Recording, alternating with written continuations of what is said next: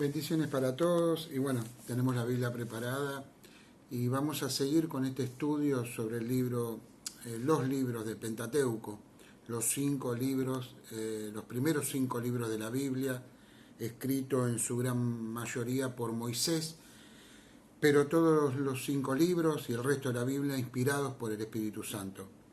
Hoy vamos a mirar el capítulo 3 y 4 del libro de Éxodo. Ya nos hemos adentrado en Éxodo, hemos visto un poco el nacimiento de Moisés, los primeros 80 años de la vida de Moisés, no uno dice los primeros 80 años. La realidad fue que Moisés vivió 120 años y como dijimos en otro video, su vida está dividida en 3 partes de 40 años, ¿no? 40 años en la corte del faraón, 40 años en el desierto como pastor de ovejas y agricultor, campesino, viviendo su vida junto con Yetro, su suegro y la familia que él había formado. Y acá empezaríamos en el capítulo 3. Y el capítulo 3 parece que un día Moisés tuvo un encuentro que le cambiaría para siempre la vida, ¿no?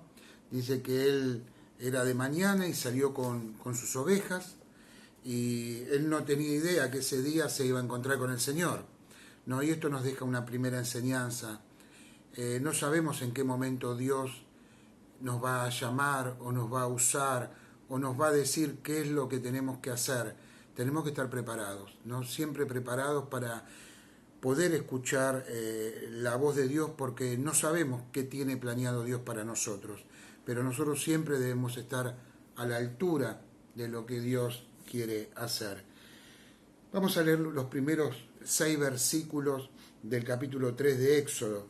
Dice que Moisés estaba apacentando las ovejas de Yetro, su suegro, sacerdote de Madián.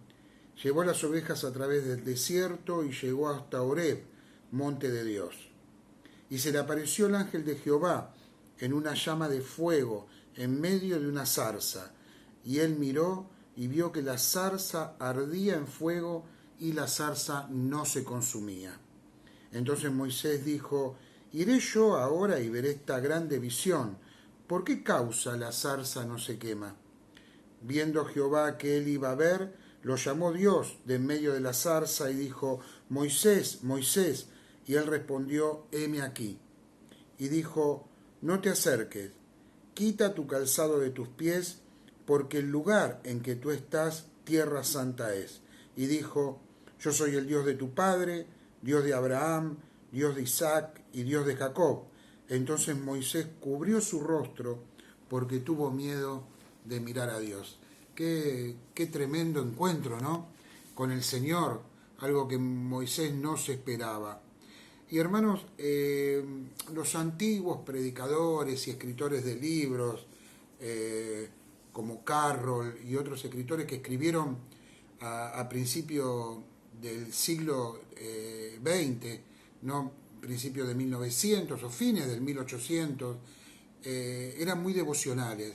Y además de tener comentarios bíblicos, en los comentarios tenían mucho de devocional, mucho del corazón de Dios. No es tan así con los comentarios que leemos ahora, que son a veces más técnicos. A mí me gusta mucho poner la parte devocional en cada estudio, porque es importante ver no solo lo que podemos aprender sobre el momento histórico, sobre la parte doctrinal, sino también lo que Dios nos quiere decir cuando leemos la palabra. Y acá vemos un cuadro de Dios manifestándose a la vida de Moisés. Y esta zarza ardiente tiene un significado triple, ¿no? Estos predicadores, uno de ellos hablaba de un significado triple a esta zarza ardiente. El primero que nosotros vemos es que está manifestando quién es Dios, ¿no? Cuando nosotros leemos, por ejemplo, Deuteronomio capítulo 33, vamos a ir hasta Deuteronomio capítulo 33, versículo 16.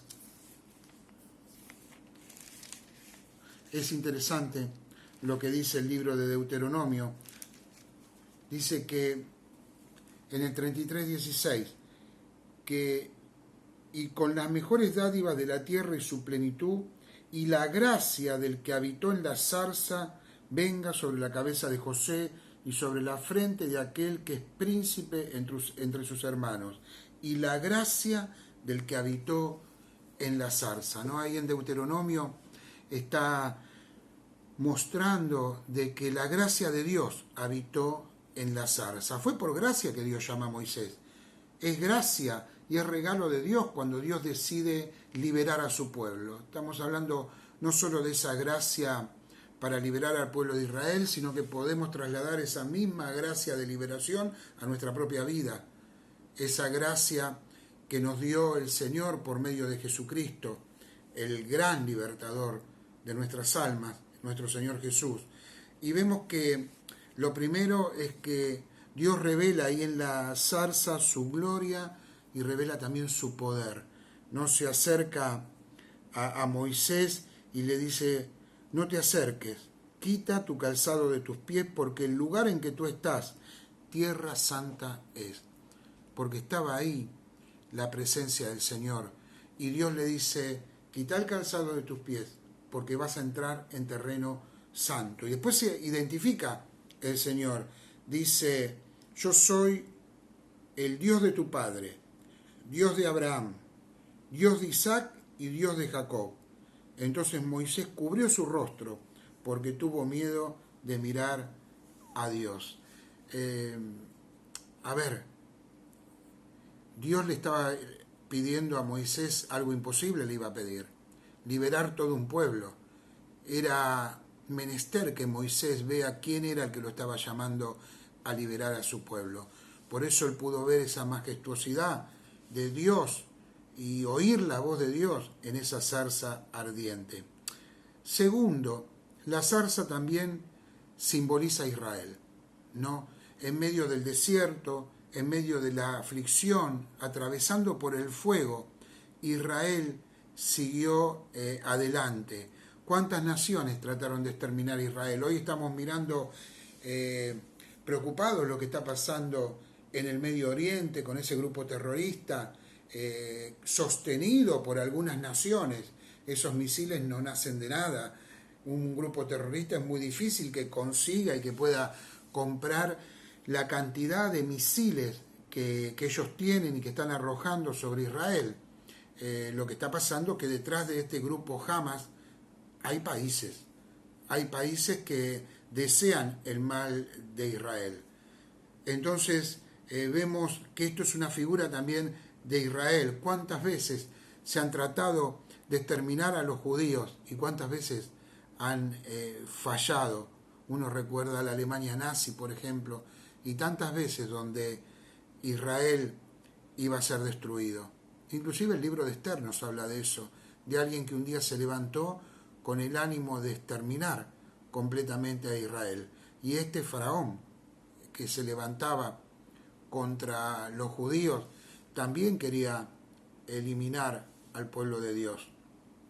Y segundo, hermanos, es que esta zarza también ilustraba a Moisés. La zarza manifestaba la gloria de Dios y el poder de Dios. La zarza ilustraba el pueblo de Israel como una zarza que no se consume, que atraviesa el fuego y sigue adelante. Pero también estos predicadores que hacían devocionales sobre los libros que ellos comentaban, ilustraban también a Moisés como ese pastor humilde que con la ayuda de Dios sería un fuego que nadie podría apagar. Hermanos, si nosotros como siervos de Dios sabemos quitarnos los zapatos con humildad y nos movemos en terreno santo, con reverencia y con respeto al Señor, Dios puede usarnos para poder andar en medio de su poder y poder servirlo y poder cumplir con el propósito que Él tiene para nosotros. No es el mismo propósito de Moisés, pero seguro, hermana, hermano, que para vos también hay un propósito de Dios. Pero primero el encuentro con la zarza.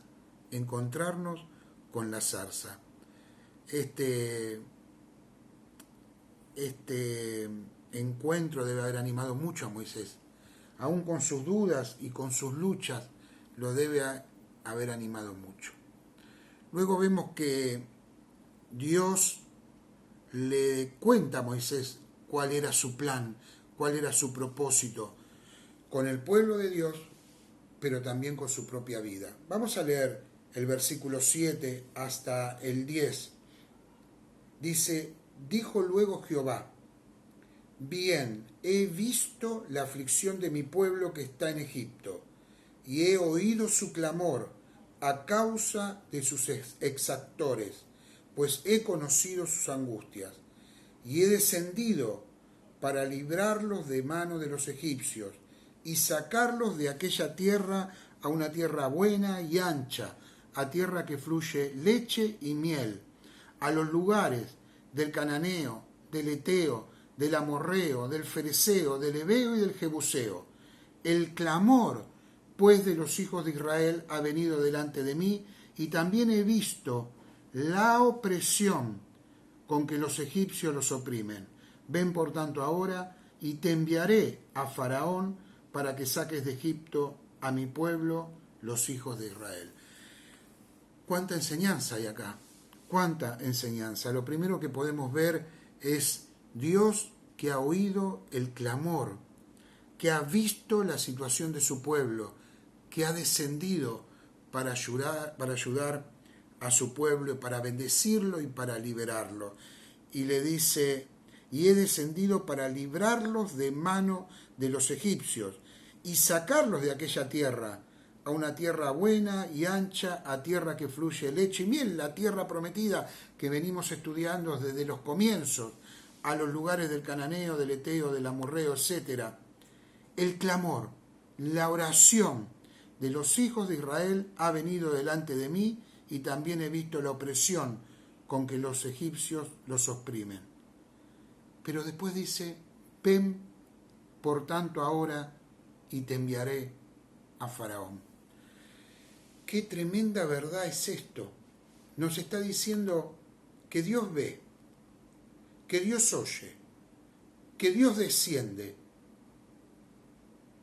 Y cuando desciende para liberar, para sanar, para anunciar el Evangelio, usa hombres y mujeres como nosotros. Nosotros, hermanos, somos la respuesta al clamor. Muchas veces nosotros somos esa respuesta a la oración de una madre, de un niño, de un joven, de una persona que se está preguntando si Dios lo escucha.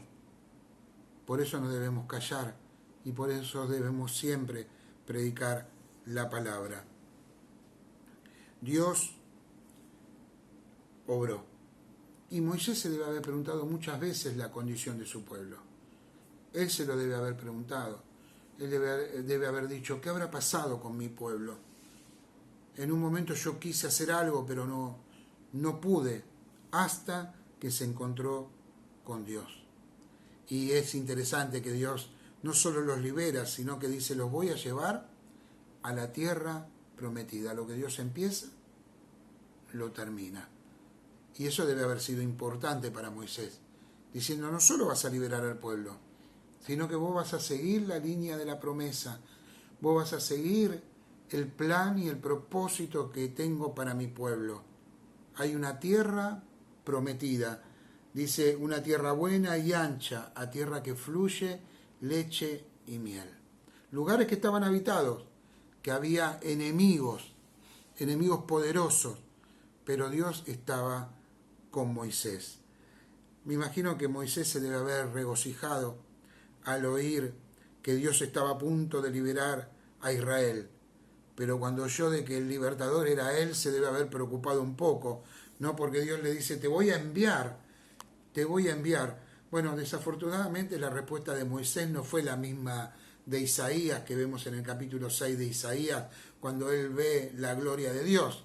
Isaías lo primero que dijo fue, heme aquí. Bueno, Moisés no fue tan así. Moisés le hace algunas preguntas a Dios, algunas preguntas importantes. Esto lo tenemos desde el versículo 11 hasta el capítulo 4 y 17. Vamos a ir dividiendo un poco. Parece ser que Moisés no estuvo totalmente de acuerdo con el plan de Dios de enviarlo a él, ¿no? Él podría haber dicho, pero Señor, envía una legión de ángeles para que pueda ser liberado mi pueblo. Yo tengo familia, soy demasiado viejo, soy un fracasado. Quise liberar el pueblo hace unos años y no pude. Tal vez podrías enviar a otro. Bueno, todos estos argumentos le deben haber pasado por la cabecita a Moisés. Él debe haber dicho, pero Señor, yo tengo un montón de objeciones. Moisés lo que estaba haciendo, hermanos, hermanas, era discutir la voluntad de Dios sobre su vida. Era discutirle a Dios lo que Dios ya había decretado y Dios había dicho, te enviaré. O sea, poco complicado decirle que no a Dios. Dios le había dicho, te enviaré. Entonces vamos a ver un poquito las primeras excusas que pone Moisés, las primeras preguntas que Moisés hace. Primero, versículo 11 y 12.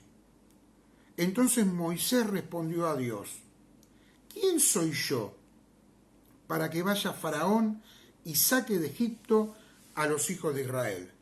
Y él respondió, ve, porque yo estaré contigo, y esto te será por señal de que yo te he enviado, cuando hayas sacado de Egipto al pueblo, y serviréis a Dios sobre este monte. Entonces vemos que lo primero que Moisés dice es, ¿y yo quién soy? Bueno, hay algo para admirar de Moisés ahí, ¿no? Él dice, ¿quién soy yo? Él está hablando con mucha humildad, ¿no? No creo que hace que 40 años antes le hubiera dicho a Dios, ¿quién soy yo? Le hubiera dicho, yo soy el príncipe de Egipto. Yo soy aquel que vive en la corte del faraón y quizás yo pueda ayudar y ayudar sin necesidad de Dios. Fracasó. Pero ahora acá, este hombre que muchos años después, ahí en Hechos de los Apóstoles, Esteban diría que Moisés era un varón poderoso en palabras y en obras. Pero acá en este momento él dice, ¿quién soy yo? Creo que él debía haber pasado muchos años de comunión con Dios en el desierto. ¿Cómo enseña el desierto, no? Si nosotros vemos el desierto en la vida de los siervos de Dios, fue importante el desierto. Fue importante el periodo de soledad, el periodo donde nadie te miraba, nadie te reconocía, nadie te veía. Es importante ese periodo para ir creciendo y aprendiendo del Señor. Hoy muchos cristianos quieren saltear el desierto. Creen que todo es rápido, que uno llega al ministerio o a lo que Dios quiere en su vida o a las cosas materiales rápidamente. Pero acá nos está enseñando un hombre que tuvo 40 años en el desierto. 40 años, hermanos. 40 años aprendiendo y en comunión con Dios. Y preparándose para la obra que él tenía que librar. La batalla que él tenía que librar. Hermanos, una persona humilde que camina en el Espíritu sabe de las batallas y sabe que Dios está en esas batallas y no depende del mismo, sino que depende del Señor. Se iban a avecinar batallas. ¿Y cuál fue la respuesta de Dios? La respuesta de Dios fue para darle seguridad. Le dijo, yo estaré contigo. Yo estaré contigo. A Josué, años después, 40 años después, le diría lo mismo. Yo estaré contigo. Y esto nos lleva a una reflexión. No se trata de quiénes somos. Moisés preguntó, ¿quién soy yo? Y Dios le podría haber respondido, es que la verdad que no importa quién sos vos, importa quién está con vos. Dios le dice, yo estaré contigo. ¿Recuerdan ahí en Juan 15:5 el Señor diciendo, separados de mí, nada pueden hacer? No podemos hacer nada sin el Señor. Entonces esa primera respuesta, ¿quién soy yo?, fue respondida por Dios con, lo importante de Moisés es con quién estás vos. Estás conmigo, y si estás conmigo vas a tener victoria. La segunda pregunta u objeción que Moisés hace, la tenemos ahí, se los voy a contar un poquito para no leer todo, para que no se haga muy largo, pero ahí en el versículo 13 dijo, y dijo Moisés a Dios, he aquí que llego yo a los hijos de Israel, y les digo, el Dios de vuestros padres me ha enviado a vosotros, y si ellos me preguntan, ¿cuál es su nombre?, ¿qué les responderé? No, la pregunta de Moisés no es mala, porque los judíos seguramente le iban a decir, ¿y a vos quién te envió? ¿A vos quién te envió, no? ¿Con qué autoridad venís vos a querer liberarnos o a querer guiar a este pueblo? Los judíos querían seguridad con respecto de quién había enviado a Moisés para esa misión. Y en ese momento Dios revela su nombre, Jehová. Yo soy el que soy. También tiene otras traducciones muy parecidas, no hay problema con las traducciones. Otra traducción es yo fui, yo soy y siempre seré, ¿no? Eso quiere decir soy el que soy, no soy siempre, existo siempre. Nuestro Señor Jesús habló mucho de ese nombre en los evangelios, especialmente en el Evangelio de Juan. 7 veces el Señor declara yo soy. Se los digo rápidamente por si lo quieren anotar. Juan 6:35, Juan 8:12, Juan 10:9, Juan 10:11, Juan 11:25, Juan 14:6 y Juan 15:1 al 5. Si Dios es yo soy, quiere decir que Él siempre es el mismo, que Él no cambia y que sus propósitos se van a cumplir. Cuando Él dice esto se va a hacer, esto se va a hacer. Dios le prometió una cosa a Moisés. Dios le prometió que estaría con él en toda la obra que tenía que hacer, a pesar de la oposición del hombre más poderoso del mundo conocido, el faraón. La segunda pregunta. Señor, no me creerán. Esa es la segunda objeción, la segunda pregunta que hace Moisés para poder evitar el propósito de Dios en su vida. No me creerán. Pero Dios había dicho que le iban a creer. Fíjese ahí en el capítulo 3, versículo 18. Dice, y oirán tu voz, e irás tú, y los ancianos de Israel al rey de Egipto, y le diréis, Jehová, el Dios de los hebreos, nos ha encontrado. Por tanto, nosotros iremos ahora camino de 3 días por el desierto, para que ofrezcamos sacrificio a Jehová, nuestro Dios. Volvamos al primer párrafo del versículo. Y oirán tu voz. Sin embargo, Moisés le está diciendo en el capítulo 4, versículo 1, entonces Moisés respondió diciendo, he aquí que ellos no me creerán ni oirán mi voz. ¿Se dieron cuenta? O sea, Moisés estaba negando lo que Dios ya le había dicho. O sea, lo que tenía Moisés en ese momento era incredulidad. Estaba diciendo, no importa si vos me dijiste que me oirán, yo te digo que no me van a oír. Entonces, ¿cuál es la respuesta que Dios le da a Moisés en esta situación de incredulidad que le estaba pasando? Fíjese, versículo 2 del capítulo 4. Jehová dijo, ¿qué es esto que tienes en tu mano? Y él respondió, una vara. Él le dijo, échala en tierra. Y él la echó en tierra, y se hizo una culebra, y Moisés huía de ella.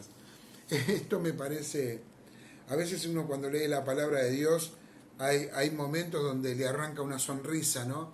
Porque cuenta tan palpable lo que es la humanidad de las personas, en este caso la de Moisés. Dice que él tenía una vara, suelta la vara, de repente esa vara se convierte en una culebra y Moisés sale corriendo, ¿no? Es una típica reacción de una persona cuando se encuentra con una víbora. Sale corriendo, se debe haber subido a una piedra o a algún lugar, ¿no? Y cuando me imagino esa escena me causa cierta sonrisa, ¿no? Parece como un paso de comedia. Una vara que se convierte en una víbora y Moisés se escapa, sale corriendo. Por eso la Biblia es verdad, porque cuenta todo. Cuenta la reacción que una película no contaría. En los 10 mandamientos, en todas sus versiones cinematográficas, no aparece la escena de que Moisés sale corriendo cuando ve la vara. No aparece. Es demasiado real, demasiado humana. Sin embargo, la Biblia lo cuenta. Así que es interesante esto, ¿no? Entonces, ¿qué es lo que le da a Moisés? Le da 2 milagros primero. Una vara convertida en serpiente. Y el otro milagro tiene que ver con que él pone su mano en su pecho y su mano se convierte en blancuzca con lepra. Cuando él ve eso se horroriza y ahí vemos otra escena hasta tragicómica, ¿no? Moisés pone su mano, la saca, de repente la mano parece una mano como esas películas de terror, la vuelve a poner y la mano vuelve a estar sana de nuevo. Entonces, primero la vara convertida en serpiente, que acá estamos leyendo. Hermanos, acá nos da un momento para reflexionar. Dios toma una vara, algo casi que no era nada, y sin embargo en las manos de Moisés, por milagro de Dios, esa vara es usada para que el poder de Dios se manifieste. La vara en sí no era nada, pero Dios estaba detrás de esa vara. Lo mismo sucede con la mano de Moisés. La mano de Moisés no tenía ningún poder para convertirse en una mano leprosa y después sanar y convertirse en una mano normal. Eso era el poder de Dios obrando en la vida de Moisés. Y la tercera señal que dice Dios es que el agua se convertirá en sangre y va y lo envía al pueblo de Dios. La otra objeción que hace Moisés, la última objeción, es casi decirle, Señor, yo soy un inútil. No sirvo para lo que vos me estás enviando. Fíjense ahí en el capítulo 10, dice, versículo 10, perdón. Dice, entonces dijo Moisés a Jehová, ay Señor, nunca he sido hombre de fácil palabra, ni antes ni desde que tú hablabas a tu siervo, porque soy tardo en el habla y torpe de lengua. Algunos dicen de que puede ser que Moisés haya tenido alguna especie de problema de tartamudez o algo así. Lo que podemos llegar a entender es que Moisés lo que estaba diciendo es que él no era una persona, un orador, una persona que podía convencer con las palabras. Y hermanos, para servir al Señor no hace falta ser un gran orador. Hace falta tener el corazón triste por las almas que se pierden, estar lleno del Espíritu Santo, vivir una vida que agrade a Dios. Y Dios nos usará, ¿no? El Señor había dicho una vez, no tengan miedo por lo que van a decir, yo los voy a guiar, yo voy a poner palabras en su boca. Y hermanos, es interesante que Dios, enojado por la incredulidad de Moisés, le dice, bueno, tu hermano te va a ayudar, tu hermano Aarón te va a ayudar. Y desafortunadamente, más de una vez, Aarón se mandó alguna macana. Recuerdan, si leemos ahí Éxodo 32, vemos que él lleva a la nación a la idolatría, ¿no? A adorar un becerro.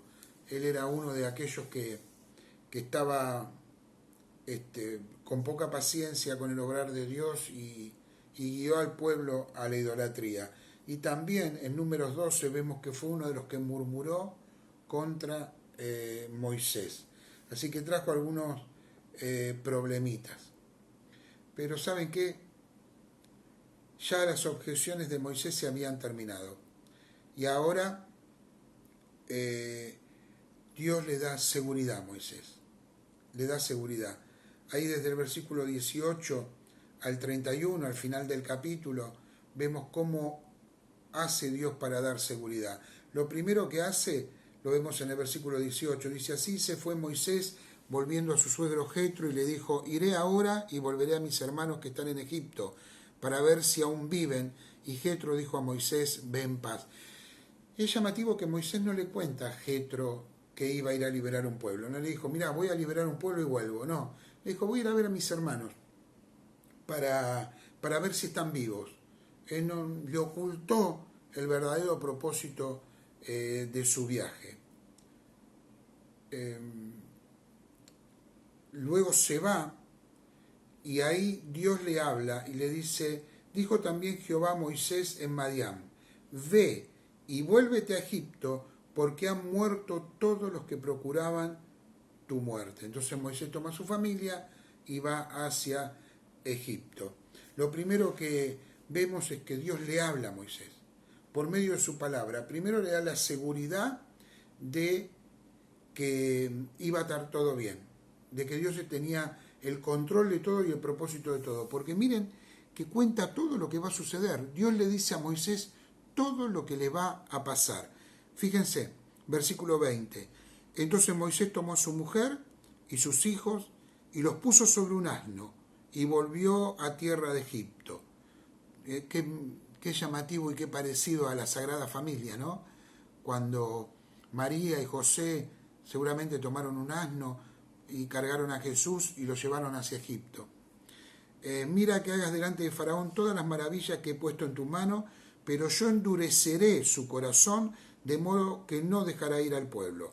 Y dirás a Faraón: Jehová ha dicho así: Israel es mi hijo, mi primogénito. Ya te he dicho que dejes ir a mi pueblo para que me sirva, mas no has querido dejarlo ir. He aquí yo voy a matar tu hijo, tu primogénito. Le contó todo lo que iba a pasar. Salteó las plagas, pero le contó la última plaga, que iba a morir el hijo del faraón, el primogénito del faraón. Entonces la palabra de Dios le reveló a Moisés todo lo que iba a pasar, para que Moisés vaya tranquilo, sabiendo que Dios iba a cumplir con todo el propósito. Lo primero con lo que Dios le da seguridad a Moisés y ánimo es por medio de su palabra. Algo que utiliza también Dios para que Moisés entienda que Dios se toma en serio todas las cosas es la disciplina. Dios ejerce una disciplina con Moisés. Este es un versículo, un pasaje un poco extraño que debemos detenernos para estudiarlo un poquito, porque algunos lo pasan por alto diciendo: bueno, esto es raro, sigo por otro lado, ¿no? Y lo tenemos ahí en el versículo 24 del capítulo 4. Dice: y aconteció en el camino que en una posada, o sea, cuando estaban descansando, Jehová le salió al encuentro y quiso matarlo. ¿Cómo es esto? Jehová sale al encuentro de Moisés y quiere matarlo. Veamos la respuesta de la esposa, que es la que entiende cuál era el propósito de Dios con esto. Entonces Séfora tomó un pedernal afilado, cortó el prepucio de su hijo y lo echó a sus pies, diciendo: a la verdad, tú me eres un esposo de sangre. Y así le dejó luego ir. Y ella dijo: esposo de sangre, a causa de la circuncisión. Hermano, ¿qué era lo que había pasado? Moisés no había cumplido con su deber como padre y no había circuncidado a su hijo. Acá vemos que la circuncisión es una parte importante del pueblo de Dios y de la fe que tenían los judíos. Sin embargo, Moisés se descuidó en traer el hijo al pacto. Génesis capítulo 17 nos muestra bien lo importante que era la circuncisión. Entonces, ¿qué tuvo que hacer Dios? Disciplinar a Moisés. Seguramente Jehová quiso matarlo, es que vino una enfermedad a Moisés grave de muerte y Dios le reveló a la esposa de Moisés cuál era la circunstancia, la situación por la que Moisés estaba enfermo. Entonces la esposa inmediatamente agarra a su hijo, lo circuncida y Moisés se sana. ¿Qué le estaba diciendo Dios a Moisés y qué nos dice a nosotros también, hermanos? La santidad es importante para Dios. Dios había disciplinado a Moisés. ¿Por qué? Porque él tenía que liberar un pueblo. Él tenía que liberar 600.000 familias. Y si él no podía manejar su propia familia, ¿cómo iba a manejar un pueblo? ¿Cómo iba a guiar un pueblo si él no había sido obediente en guiar a su familia? Entonces, Dios disciplina a Moisés, Moisés se da cuenta, y luego sucede que la esposa de Moisés, Séfora, con la familia, vuelven de regreso a Madián a vivir con Jetro. Pero hermanos, esto es un mensaje para nosotros también. ¿Cómo estamos cuidando la vida espiritual de nuestra familia? Como siervos de Dios. Como siervos de Dios nosotros tenemos una responsabilidad con nuestra familia. Y si no cumplimos con esa obligación, Dios nos dice, no van a poder cumplir con las otras. ¿Cómo aconsejar a otro matrimonio o a otra familia si nosotros no hacemos las cosas bien en nuestra propia familia? Eso le estaba diciendo Dios a Moisés. No vas a poder guiar un pueblo si primero no guías bien a tu familia. Hermanos, qué importante que es esto. Y después cuando Moisés llega al pueblo, ve la aceptación del pueblo, que Dios le había prometido. Y ahí Moisés entendió que Dios estaba detrás de todo eso. Pero Señor, no me van a oír. ¿Sabe cómo termina todo esto? Dice que el pueblo creyó, versículo 31, y oyendo que Jehová había visitado a los hijos de Israel y que había visto su aflicción, se inclinaron al Señor y adoraron. El llamamiento de Moisés. Moisés comenzaría ahora una tarea muy importante, que es la de tener que enfrentarse cara a cara con el enemigo de Dios. El hombre más poderoso del mundo se enfrentaría a Moisés. Pero detrás de ese hombre poderoso estaba el Señor, que lo acompañaría como un poderoso gigante. Moisés tenía debilidades, tenía miedos, pero el yo soy, ese que la traducción que hemos visto dice, yo fui, yo soy y siempre seré. Jehová, Dios, estaría con Moisés, como está también con nosotros. Hasta el próximo video.